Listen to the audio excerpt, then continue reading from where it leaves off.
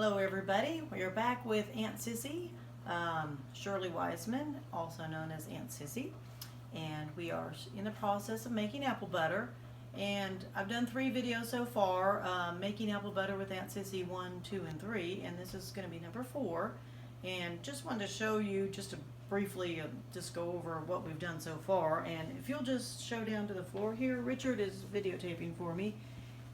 These are apples that we started with that I have already made into some applesauce. I had 2, and this is a bushel. And so I cooked it into applesauce, 1 bushel already. That was last weekend. So this weekend we're going to try to finish this. These are Wolf River apples that we picked, and I'm going to put a video of Richard. I know this has been last week, but he picked them straight off of the tree. They're beautiful, no sprayed with nothing. So when we cooked them, we just left the peelings on them.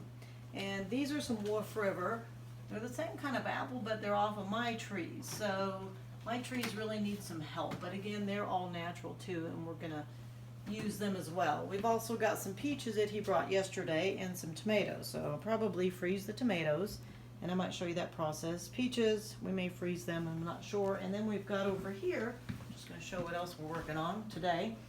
We've got cherries that Richard has been preparing and cutting them up in here. We're going to make cherry preserves. But right now we're going to go back to the canning. So this is what I started with, the apples. I cooked them and I made applesauce. Okay, that's the applesauce from the Wolf River apples. And then I've got my crock pots and I've made apple butter. So this is the apple butter so far that I've made. And over here, just show here, I've got some more. It's a little bit difficult for me to do this. Let me move this, hold on, during the week because I work. So, but this is apple butter that's been cooking down, and right now I'm just heating it up. They're already cooked. See here, I'm gonna stir them up in the middle in a little bit. But the other videos showed how I made it. But just to go over it briefly, is I had 10 cups of the applesauce. So first of all, you get your apples, you cut them up, and you boil them for a little bit, and you mash them down, and you put them through the ricer. Let me just show you that real quick. Which I put the cooked apples in here, mashed it through, and got my applesauce here collected. Then I took my applesauce and I put 10 cups in a crock pot, and these all cook differently. This one cooks faster, this one kind of medium, and that one slower. But you just have to know your crock pot. So I put 10 cups of applesauce in the crock pots. I took a ½ cup of sugar per cup. So we have 5 cups of sugar in here. Here, if you want to zoom in here, you can look at one. And then we put spices. We put a tablespoon of cinnamon. Okay, tablespoon of cinnamon. And then we did a teaspoon of allspice. And we did a ½ teaspoon of cloves. And a ½ teaspoon of nutmeg, and that was again per 10 cups of applesauce. And lemon, I got that in the refrigerator, but we did 4 tablespoons of lemon juice and then a teaspoon of lemon zest, and then I just let it cook. What I do is I put the crock pot on high, bring it to a boil, and as long as I'm here, and so I started at about 3 o'clock last time, and we went to bed about 9, so it was about 6 hours on a high, and I was stirring it. And then I turned them down to low, and I may have cooked them. This one I had on low because it was cooking way too hot. Then when I went to bed, I unplugged them because I didn't want them to cook and burn, because they can actually burn, not as much in the crock pot. But overnight I just unplugged them, and then in the morning I think I actually reverted to these two have a keep warm, and so I've done this is my 3rd batch, but during the week I would then empty the others after they cooked and put more in. So I think this is the 3rd batch time that I've filled these up. But this one only has a low and a high setting. These have a keep warm, a low and a high setting. The keep warm allows it during the night to stay hot, or during the day while you're gone at work to stay hot without burning it. So right now I've got these on keep warm just to warm them up. That one's on low. I'm trying to cook it just a little bit more. But in a little bit we're going to can it. So I just want to show you briefly the canning process. So here is a canner. And this is a boiling bath canner.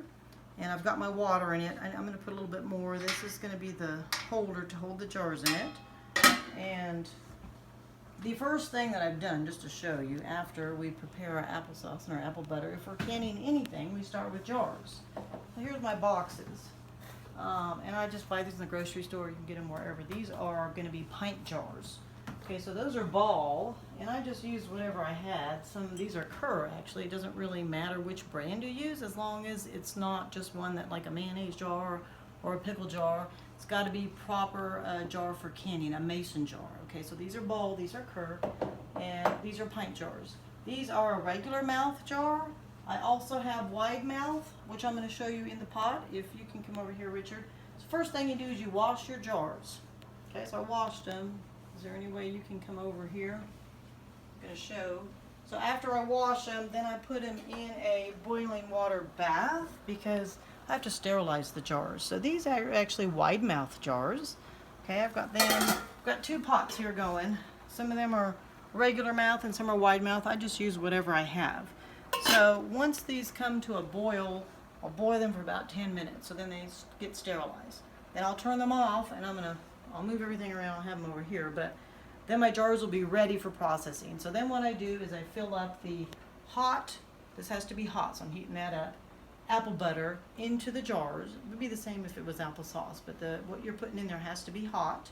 And then we will put them into clean jars. We will put lids. These are lids. This is some of my equipment, okay? Actually, and I'll show you in a little bit, but this is for wide mouth. This is going to be the funnel that you put over the jar, and that will go in, and we'll show you in a little bit when we get ready for that.